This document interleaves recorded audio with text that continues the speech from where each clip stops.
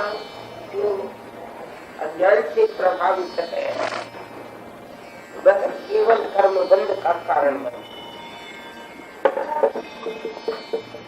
क्योंकि कर्म शुभ भी होते हैं अशुभ भी होते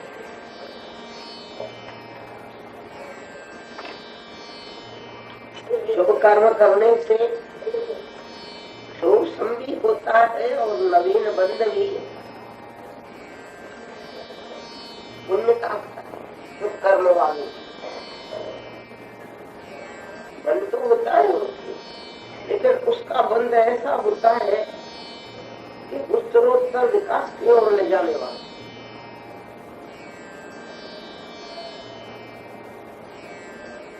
तो वैसी कर्म चेतना जहाँ ज्ञान चेतना भी जागृत रहती है वहाँ वैसी कर्म चेतना होती है, और जहाँ ज्ञान चेतना जागृत नहीं रहती वहाँ तो वैसी कर्म चेतना अशुभ बंध की चीज है। कर्म करता है वह भी चिंतन तो करता है, भाषा का भी प्रयोग करता है, शरीर के द्वारा भी कार्य करता है, लेकिन वो सारे कार्य उसको और अधिक बंद कराने वाले और सम्यक दर्शन के बिना जो उनके सारे कार्य होते हैं वे सारे के सारे केवल संसार वृद्धि के कारण बन जाते और बहुत काल तक यह काल मध्यम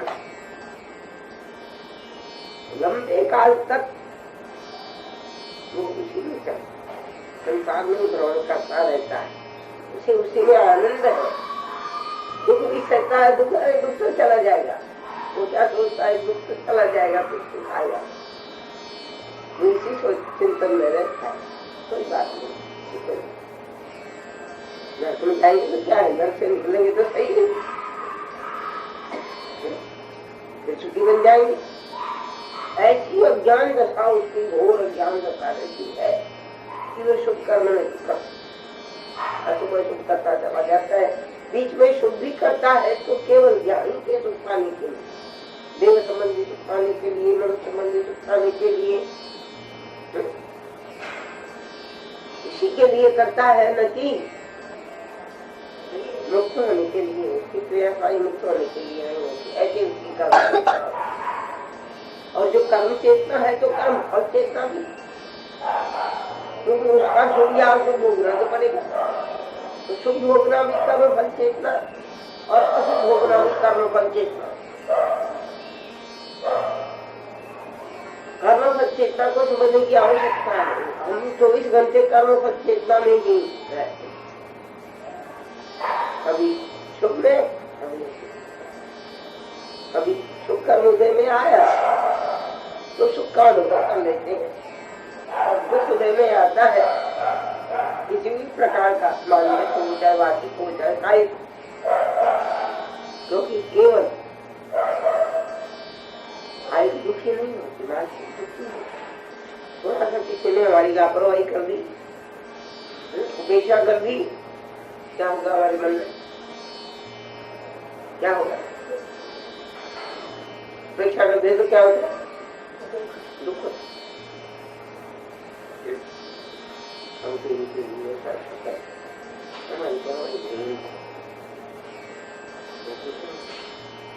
अब उपेक्षा में क्या हुआ? उपेक्षा की और हमारे मन में क्या चिंतन हुआ?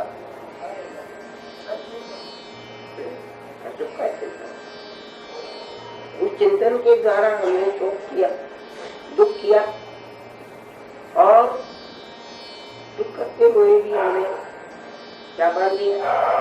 अशुभ कर्म बांधा। क्योंकि दोनों ही कर्म की जितनी प्रकृतियां है ना, ये सब क्या है? अशुभ कर्म, अशुभ कर्म के कारण है।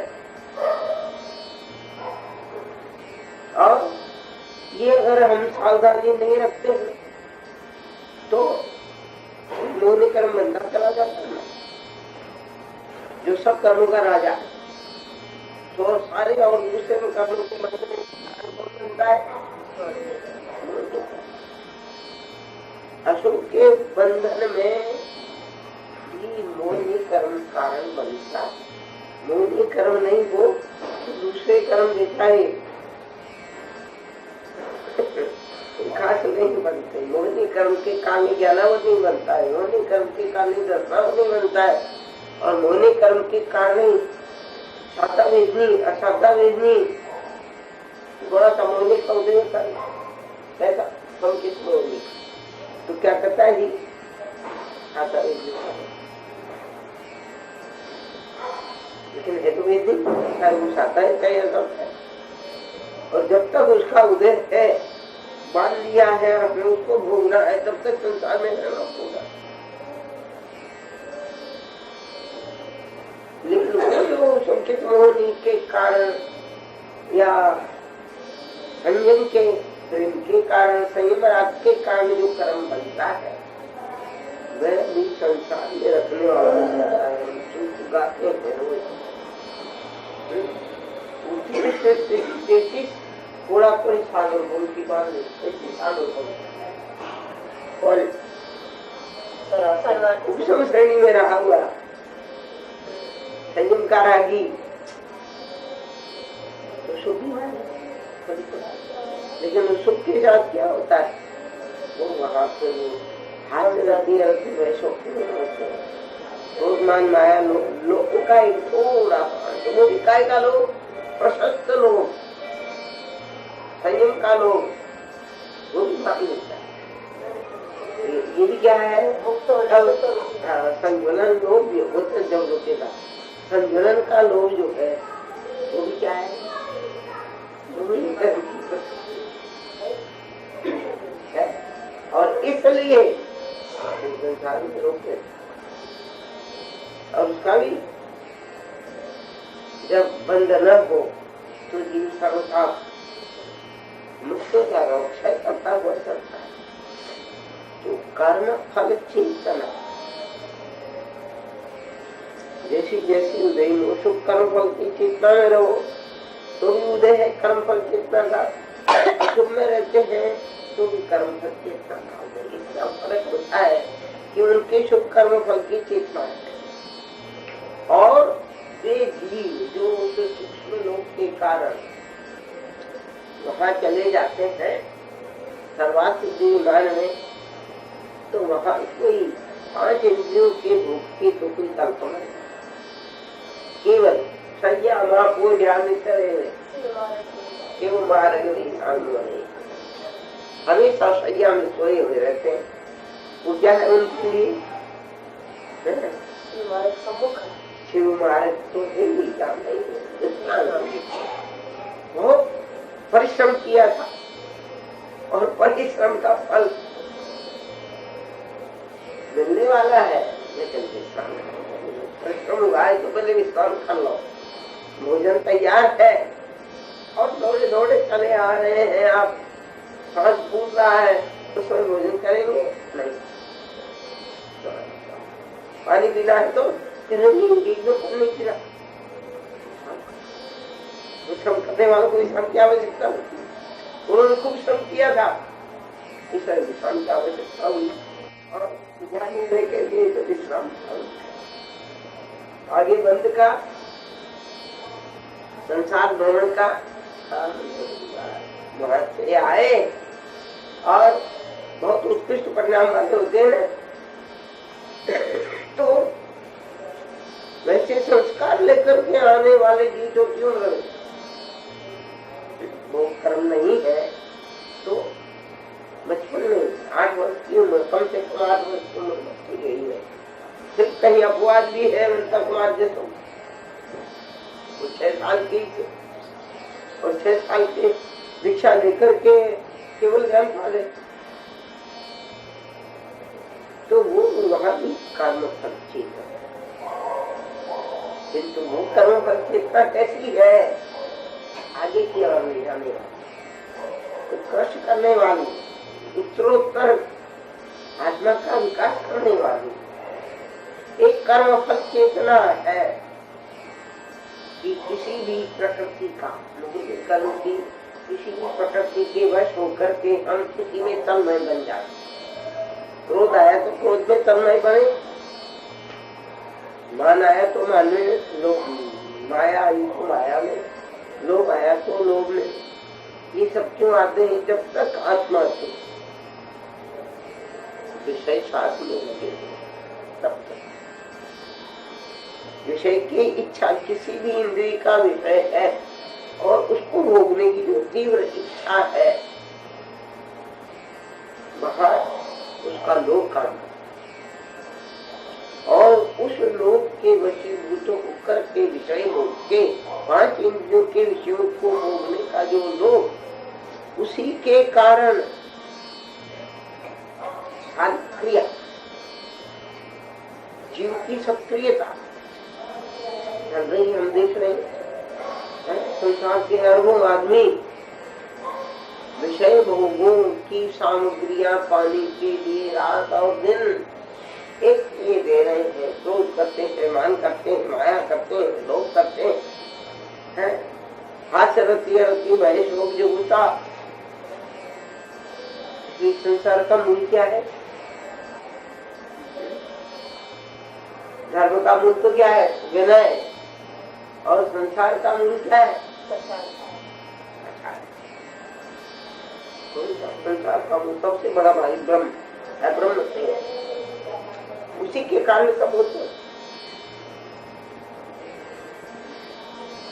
और एक ब्रह्मचर्य धारण कर लिया तो दूसरे सब नारद जी के जैसे, हम क्या देखते नारद का स्थान ब्रह्मचारी, अखंड ब्रह्मचारी होते नारद। और इस कारण उसी भाव में मोक्ष चले जाते हैं। यद्यपि घूमते फिरते हैं, आकाशवाणी विद्या होती है उनकी, और भी कई प्रकार के, सबके कारण उन्हें कई प्रकार की लब्धियां होती हैं, और लब्धियों के कारण वे बिना रखते हैं आगे और गायन करते रहते हैं, प्रभु का गायन करते रहते हैं।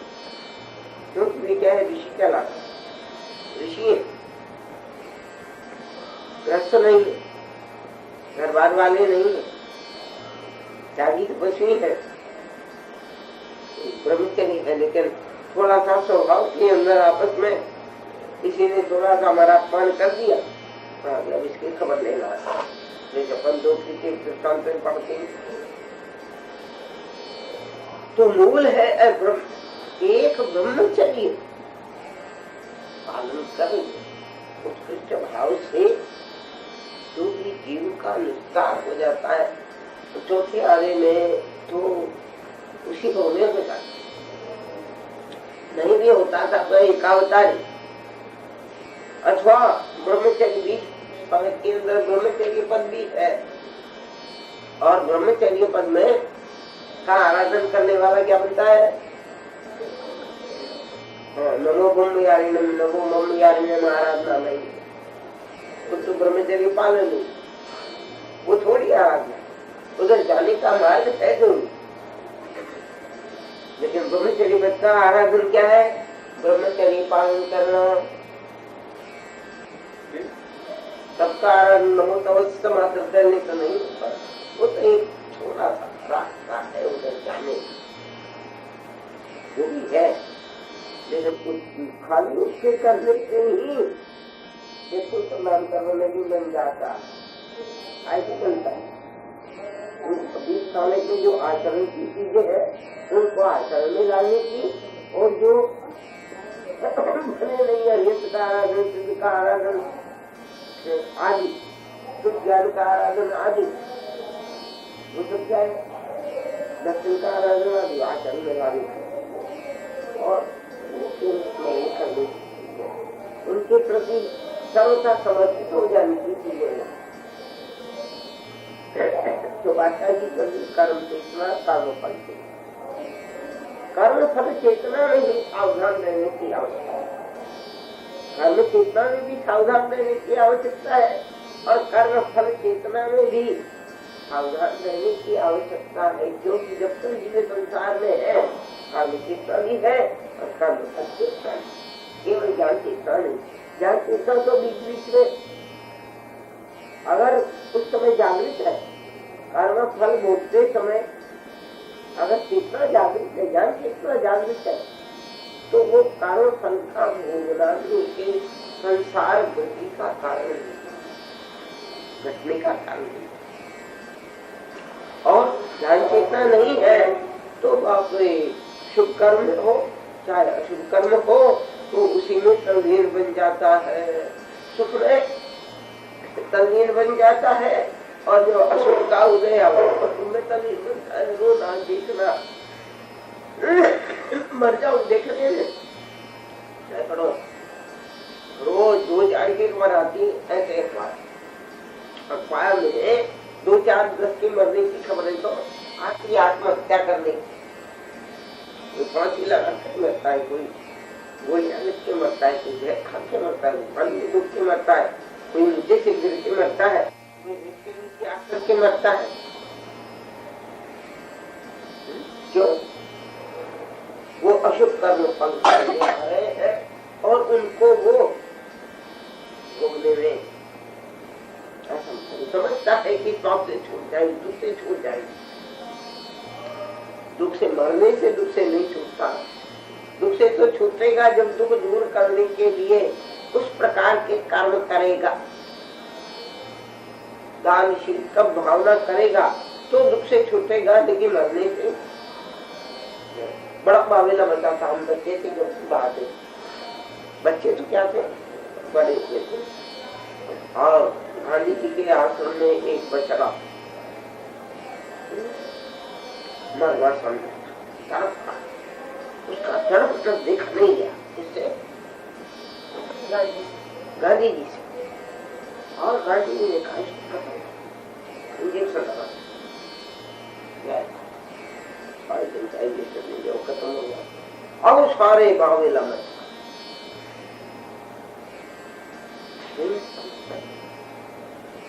उनका ख्याल था कि ये दुख से छूट जाएगा,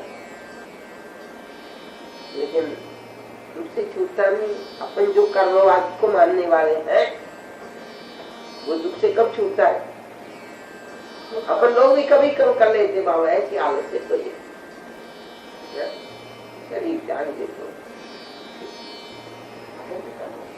गलत चीज है, याद रखो। कभी भी ऐसा विचार मत करो कि अपने भगवान उठा ले तो जो दुनिया कहती है, अपन ने कहनी नहीं है।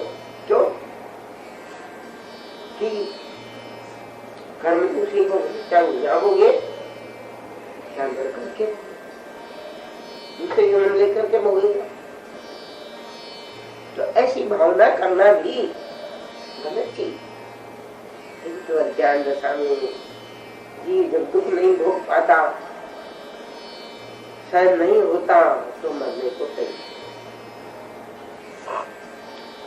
ज्ञान दशा ज्ञान चेतना होती तो मरने का विचार नहीं आता, ज्ञान चेतना होती तो उसको शांति से भोगने का विचार। बांधे हुए कारण तुझे भोगने, महात्मा के मुंह से कोई 50 बार मैंने सुना होगा जब अकेले रहते थे,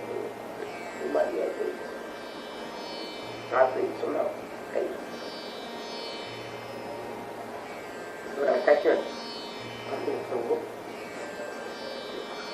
इतनी घोर वेदना होते हुए भी कभी उन्होंने कि मेरा आयुष पूरा हो जाए तो ऐसा कोई विचार भी किया नहीं।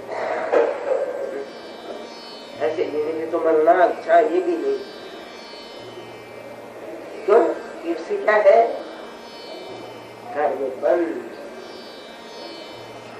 पहले तो बंधे हुए हैं, उनको तो भोगो और वैसा करके और बांध दो तो कभी उसकी पारी नहीं है, वो चलता ही रहे, वो चक्कर चलता ही रहता। तो इस प्रकार से कर्म चेतना और कर्म फल चेतना दोनों के साथ अगर ज्ञान चेतना है तो वो लंबे बंद के कारण।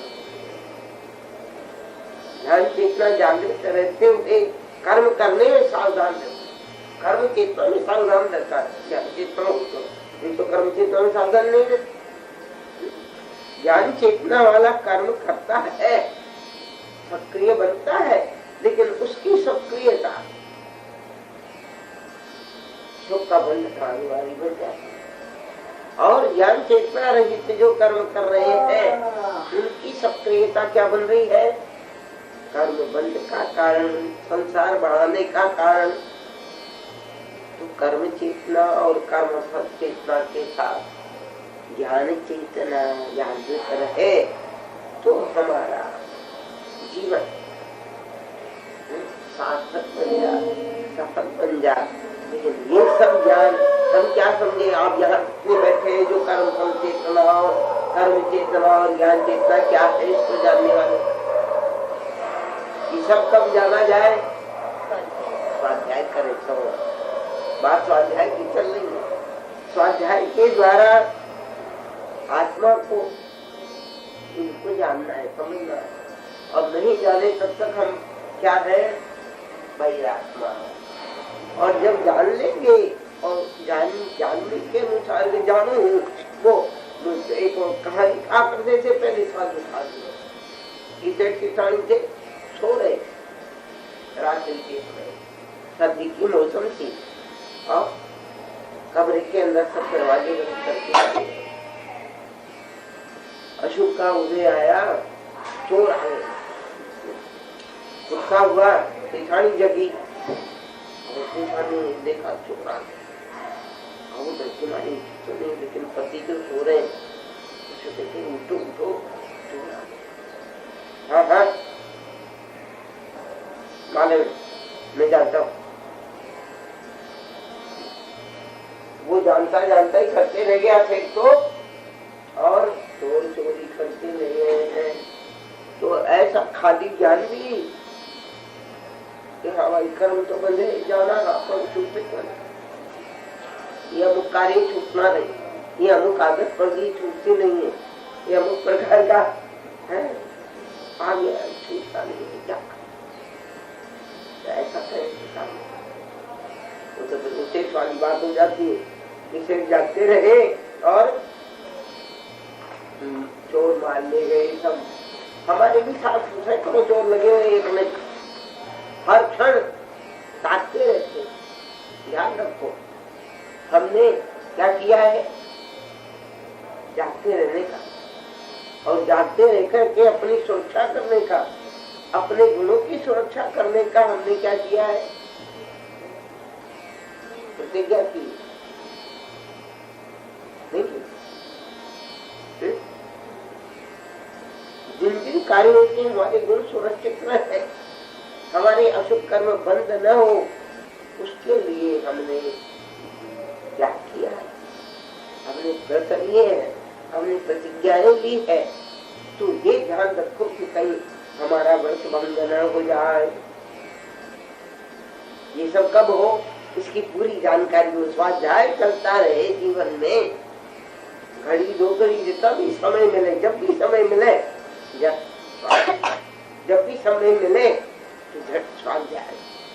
स्वाध्याय से बहुत सावधानी रहेगी और हम हमारे लक्ष्य, जिस लक्ष्य के लिए हमने सब कुछ त्याग किया है, उस लक्ष्य को प्राप्त करने में हमें सरलता रहेगी और शीघ्र वो लक्ष्य हमें मिल सकेगा। आपका मेरा सबका एक लक्ष्य बने और उस लक्ष्य को पाने के लिए हम सावधान रहे। धन्यवाद।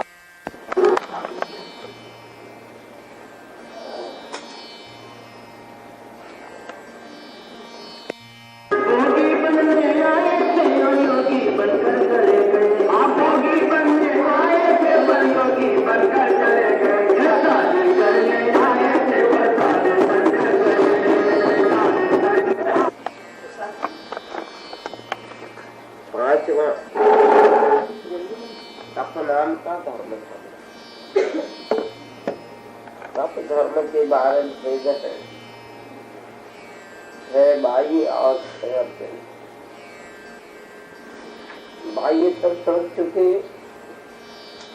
आभ्यंतर तक में चल रहा है। चौथा है स्वाध्याय। स्वाध्याय पर अपनी बात करिए। सबसे बड़ा भारी इम्पोर्ट और बड़ी भारी आवश्यकता है तो स्वाध्याय की, क्योंकि स्वाध्याय के बिना हम कुछ भी तो नहीं जान सकते। श्रवण भी स्वाध्याय की नहीं, समझ लीजिए आप। गुरु मुख से जो हम श्रवण करते हैं या बड़ों के मुख से जो हम श्रवण करते हैं, वो तो बहुत कम हमारे जीवन के अंदर अवसर मिले, और मिले भी तो भी इससे लाभ उठाने वाले कम। जो कम, उसका कारण केवल आलस।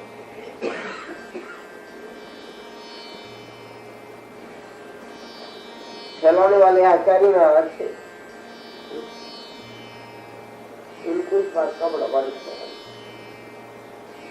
और वो कहते 1000 कांड हो, उनको छोड़ के व्याख्या निकालना होगा, हमें तो दंड मिलेगा।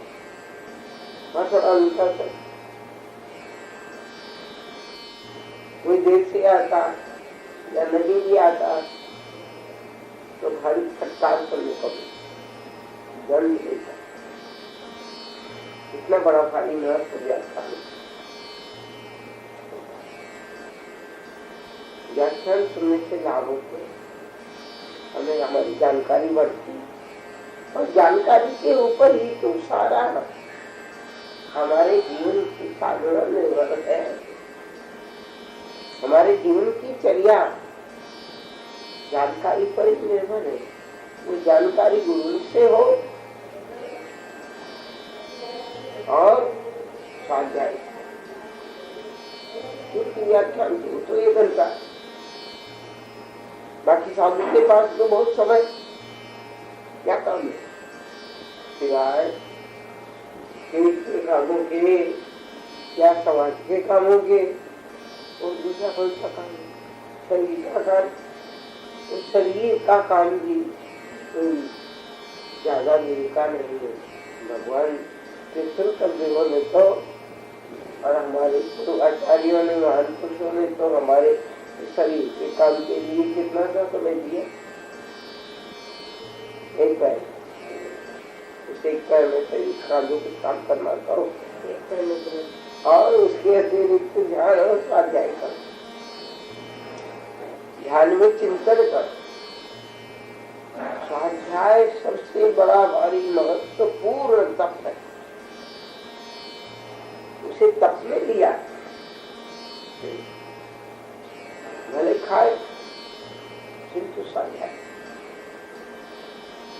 स्वाध्याय जितना जरूरी और दूसरी कोई चीज, क्योंकि स्वाध्याय से हम अनशन के पहले तप के बारे में जान सकते हैं, दूसरे तप के बारे में तब जान सकते हैं। और स्वाध्याय से सुनी सुनाई बात दूसरी होती है, और खुद के स्वाध्याय और चिंतन से जो तत्व मिलता है, जो वस्तु मिलती है, वो तो दूसरी ठीक होती है, वो जम जाती है, उसकी धारणा बन जाती है, वो धृत हो जाती है, मजबूत बन जाती है, धारण कर दी जाती है। धारणा का क्या अर्थ है? धारणा, जिस बात को हम भूले नहीं, जो हमारे स्मृति से जाए नहीं, याद रहे, उसका नाम धारणा। क्योंकि मध्यज्ञान के 4 भेद हैं। कौन कौन थे? अवग्रह, इहा, अवाय और धारणा। इन सबकी जानकारी हमें कब हो? स्वाध्याय। स्वाध्याय के बिना और सुने बिना कुछ भी तो ज्ञात नहीं होता। कुछ लोग जो स्वाध्याय नहीं करते, सुन करके जाने, दृष्टिकारी तो साफ कह रहा है, सोचा जाने कल्याण, सोचा जाने पावन, जाने सोचा जन समाया। सुन करके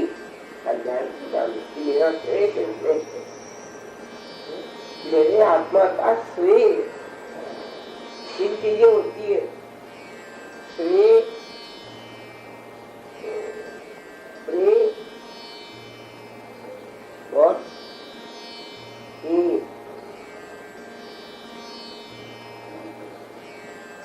श्रेय के लिए, प्रेय के लिए और के लिए हमें स्वाध्याय करना है। हम स्वाध्याय से जरूरत हमारा श्रेय क्या, सुनकर के जाने, सुनने के अभाव में स्वाध्याय के द्वारा जाने, और स्वाध्याय विचारों की समृद्धि में करें तो शंका का समाधान हो जाए। भाग्यशाली महान पुण्यवान जीव है, महान उपकारी जीव है जिन्होंने हमारे लिए आज के युग में ही नहीं पूर्व काल से ही शंकाओं का समाधान करने पूर्वक शिकायत रखी, वृत्तियां बनाई, वाक्य बनाए, निश्चित करने के लिए नियुक्तियां बनाई, चुगलियां बनाई। उनका समय स्वाध्याय नहीं रहता, है? स्वाध्याय करते तो हाँ